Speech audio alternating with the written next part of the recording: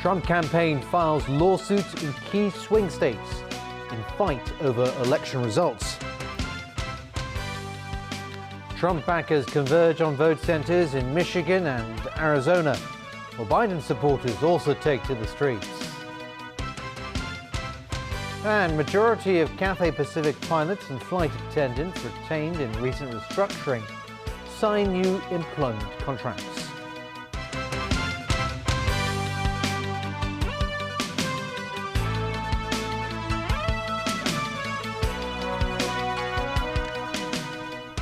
Good evening and welcome. Democratic challenger Joe Biden has the edge over U.S. President Donald Trump in an election that both candidates could still win.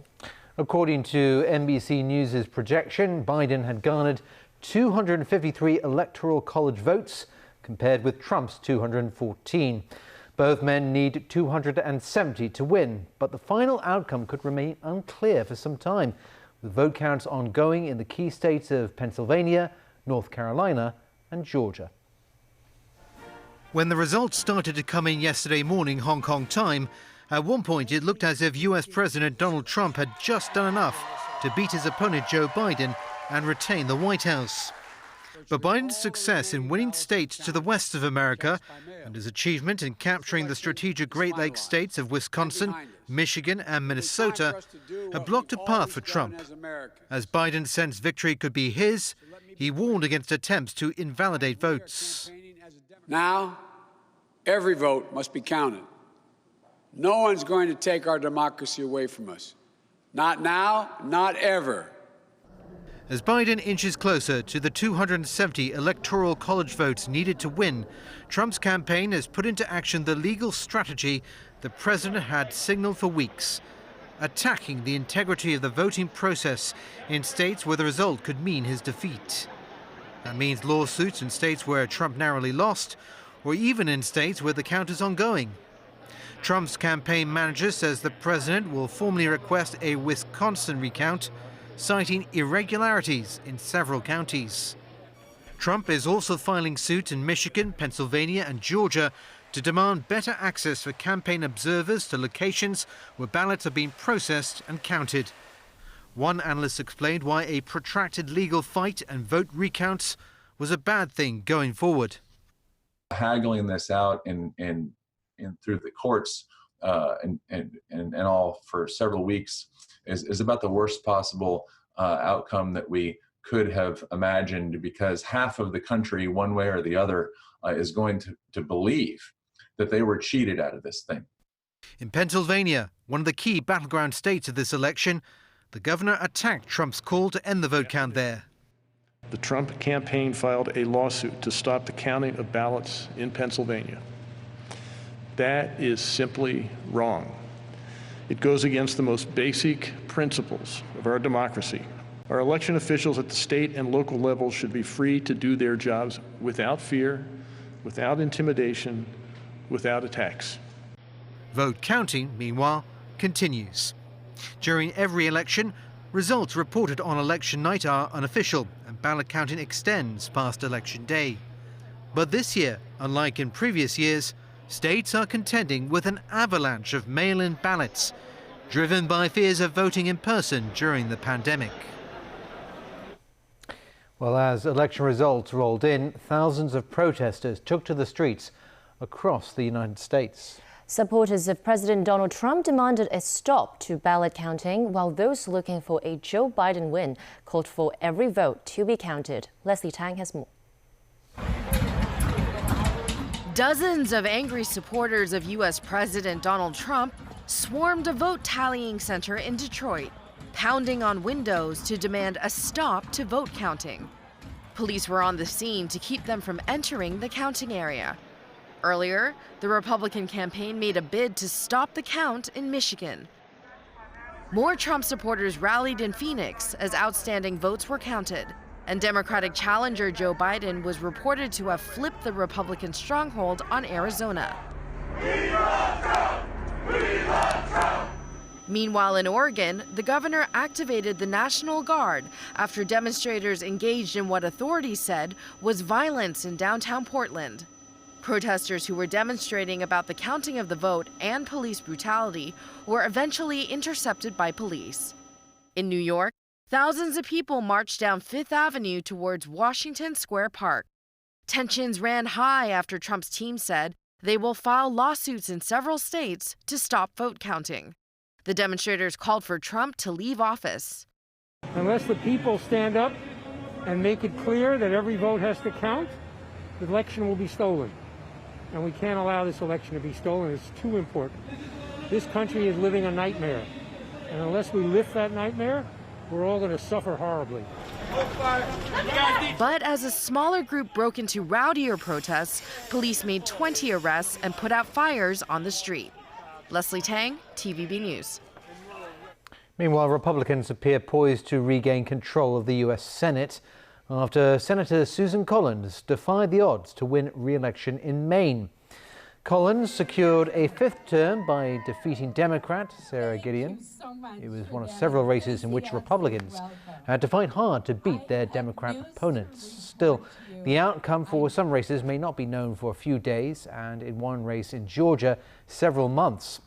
With Republicans now controlling the chamber 53 to 47, 3 or 4 seats will determine party control, depending on who wins the presidency, because the vice president can break a tie in the Senate.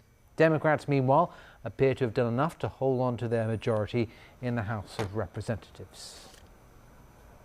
In Beijing, Vice Foreign Minister Le Yucheng expressed hope today that the U.S. presidential election will proceed smoothly. This as vote counting remains underway in several key states and results yet to be called. Le hopes the new administration would work with China to improve relations between the two sides. Under Trump, Sino-U.S. relations plunged to their lowest level in decades amid an array of conflicts over the coronavirus pandemic, technology, trade, security, and spying. Local news now, and the city reported 7 new coronavirus cases, including a single local infection with an untraceable source. And starting today, people can pick up COVID-19 test kits from 3 new vending machines around the clock. Haley Joe has more. A 40-year-old aircraft maintenance technician living in Canteen became the latest locally infected coronavirus patient. His source of infection remains unknown. He last reported to work on the 27th of October and developed symptoms 3 days later. He had brief contact with his colleagues at work, and they were all wearing masks. During the infectious period, he took his 2 children to football training in Kowloon Bay, Maongshan, Tinshui and Shatin. The risk of spread to other parents or the children is considered not high, but as the children, one of the child also got some symptoms. So if any of them became positive, especially the children, there may be risk to the other children who play together the football. He also visited Toys R Us and Peppa Lunch at Megabox in Kowloon Bay during the infectious period. The 2 children had headaches but tested preliminarily negative. One of them goes to Caritas Primary School in Tinshui and the other goes to St. Joseph's Church Kindergarten in Canteen. The 2 schools will suspend classes for 2 days while awaiting the 2 children's test results. Specimen collection bottles will be distributed to students there, as well as some 20 children who attended the football training sessions. The 6 imported cases reported today involve arrivals from the Philippines, Turkey, Brazil, India, and Russia. They include cabin crew and a seaman. From today, people can pick up free specimen collection packs from vending machines 24/7 by simply tapping their Octopus card. The 3 vending machines are located near Hospital Authority outpatient clinics in Yunlong, Apley Chau, and Saiwan-ho. Also, specimen collection hours have been extended at 46 general outpatient clinics. Apart from the weekday service hours, people can also collect specimen bottles during the mornings of Saturdays, Sundays, and public holidays. The service hours for them to hand in the bottles have also been extended. Haley Zhou, TVB News. Well, Cathay Pacific has sealed the deal with more than 90% of flight attendants and nearly all pilots. The employees have signed a new employment contract, which workers' unions have called unfair. Kena Chu reports. At the strike of midnight, the fate was set for Cathay Pacific employees retained in the recent corporate restructuring to sign a new contract with a reduced salary in exchange for an extra few $1,000s of transitional grant. Cathay says more than 2,600 pilots have agreed to stay on under the new conditions. That's 98.5% of all aviators. They are joined by over 7,300 flight attendants who account for 91.6% of all cabin crew members. It does serve to demonstrate that intimidation and of people who, when they're in a very vulnerable position, recognizing, of course, that Cathay Pacific is in a vulnerable financial position, but the way this has come about, by doing it without any sort of conversation, without any input from the pilots or the flight attendants, is what makes it draconian. According to Zuki Wong, chairwoman of the Cathay Pacific Airways Flight Attendants Union, many only signed the deal to avoid a termination record on their resume. They will carry on searches for opportunities elsewhere while they remain. While thanking those accepting the new deal, Cathay says it respects the decision of those who didn't and will send them off with an exit package exceeding what is required by law. In doing so, it will not offset compensations against MPF contributions. Outgoing workers who participated in the airline's unpaid leave program will also be entitled to salaries that would have otherwise been paid. Amid shrunken demands, Cathay will be keeping its flight capacity low, but it hopes passengers can rest assured that manpower will be sufficient moving forward. Cathay also stressed it will continue its cost reduction strategies, including pay cuts targeting members of its higher management. The remaining of its workforce can expect no discretionary year-end bonus this year, nor will they receive any pay rise next year. Kana Chu, TVB News. Media unions are calling for more clarity from authorities over the protection of journalists to use government data to fact-check stories without legal consequences. This follows the arrest of an RTHK producer who put together a story on the police's handling of the mob attack at Yuen Long Station in July 2019. Jackie Ling with more. An established media practice has turned into an excuse for political suppression. That's how media unions describe the arrest of Choi Ling, a freelance producer accused of making false statements in car ownership inquiries. The information was used in a documentary she co-produced for RTHK's Hong Kong Connection on the Yuen Long mob attack last year. These records are public for a reason, and only if those personal data is in the public interest to reveal them, then we will put this data in the story. Citing how journalists' rights to report the truth are enshrined in the Basic Law, the unions urged the government to include a for news-related purposes option in the registry's application forms. Otherwise, the legal loopholes could entail litigation costs too hefty for most media workers to bear and a cost ultimately too heavy for the city. It's damaging public interest because press freedom, information flow are so vitally important to Hong Kong. The Hong Kong Journal Association is offering assistance to Choi Ling and seeking legal opinions about the case's impact on journalists' work in Hong Kong. The RTHK Program Staff Union, meanwhile, is calling on the public to join their online petition to support Choi. Jackie Lin, TV News. And still ahead on tonight's news. Shoppers flock to stores in England ahead of a month-long lockdown. Denmark to cull 17 million minks after a mutation of the coronavirus found in the animals spread to humans. And Christmas lights in Tsim Sha Tsui.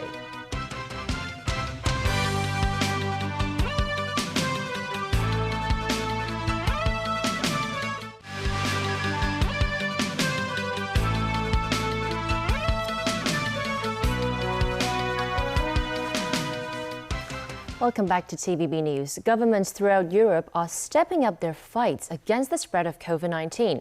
New lockdowns will now be implemented in England. 4 Italian regions are also being put under red zone lockdown, with severe limits imposed on the circumstances under which people can leave home. Daniel Rao has more. On Wednesday, MPs in the British House of Commons voted in favour of Prime Minister Boris Johnson's plans to implement a month-long lockdown in England. This despite concerns from factions of the Conservative Party that new curbs on public life could damage the economy. All non-essential venues such as pubs, restaurants, hairdressers and gyms must close on Thursday until at least December 2nd. Schools, universities, construction sites and factories in England will, however, remain open. Another 492 COVID-19 deaths were reported in the UK on Wednesday, the country's largest daily number since May. Britain has Europe's highest official virus-related death toll, standing at 47,742. In Italy, the government imposed a nationwide curfew on Wednesday after Prime Minister Giuseppe Conte signed an emergency decree. New lockdowns were also imposed in the country's hardest-hit regions. According to the decree, a curfew will be imposed across Italy each night from 10 p.m. to 5 a.m. In virus hotspots, non-essential shops must now close. Museums, amusement parks and other entertainment venues in these areas will also shut down. The measures will be in place from November 5th to December 3rd. Italian authorities reported 30,550 new COVID-19 infections yesterday. A total of 39,764 people have died from the virus in the country. In Germany, 5,350 soldiers are set to be deployed to help with testing and tracing contacts of coronavirus patients. Some 15,000 military personnel have reportedly been set aside to aid the government's pandemic response. Germany reported 17,214 new confirmed COVID-19 infections on Wednesday. This took the country's total caseload to 577,593. Daniel Rell, TVB News. Staying in Europe, and Denmark will cull its 17 million strong mink population. The cull comes after a mutation of the coronavirus detected in the animals was found to have spread to humans. At least 783 people in the country are reported to have contracted COVID-19 from minks. Danish Prime Minister Mette Frederiksen said health authorities found virus strains in humans and in mink showing decreased sensitivity against antibodies. This could potentially lower the efficacy of any vaccines that are eventually produced. Outbreaks at mink farms have persisted in the Nordic country, despite repeated efforts to cull infected animals since June. Denmark is the world's largest producer of mink furs. The Danish government has pledged to compensate farmers whose animals will be slaughtered. A North Korean man has managed to cross the heavily fortified border with South Korea. Seoul officials said the man wanted to defect to the south but declined to provide further details. The man was taken into custody in the demilitarized zone separating the two Koreas on Wednesday, several hours after he was spotted crossing barbed wire fences installed along the border. It prompted an urgent search operation. Authorities are investigating how the man managed to cross the frontier. The United States has formally left the Paris Agreement, a global pact it helped forge 5 years ago during the previous Obama administration to avert the threat of climate change. This fulfills an old promise by President Donald Trump to withdraw the world's second largest greenhouse gas emitter from the global agreement. The decision further isolates Washington from the rest of the world, but has no immediate impact on international efforts to curb global warming. Trump's rival, Joe Biden, has promised to rejoin if elected President of the United States. Severe tropical cyclone Atsani is expected to come within 800 kilometers of Hong Kong tomorrow and gradually weaken. But its circulation is expected to be relatively small and compact. Atsani will maintain a distance from the territory during the day tomorrow. A replenishment of the northeast monsoon will reach the coast of southern China over the weekend. So under the monsoon, which will bring some dry air, Atsani is expected to weaken after entering the northeastern part of the South China Sea. Atsani is now centered northeast of Manila and is expected to move across the Luzon Strait tomorrow. The observatory forecasts it will be cloudier over the coast of Guangdong over the weekend, with the weather improving early next week. It's never too early for Christmas, especially after a year dominated by the pandemic. Christmas lights have just been lit up alongside the Choi harbourfront. This shopping mall in Shatin decked its halls today, 2 weeks earlier than usual. Some say they are ready to chip in for Christmas gifts as they won't be able to spend it on traveling overseas this time round. Meanwhile, this restaurant in Choi has already received festive meals bookings even without tourists. Its owner also has one wish this year, that the number of people per table limit could be increased to 8, so families would no longer have to dine in separately. And that's the news. Thanks for watching. Bye for now. Good night.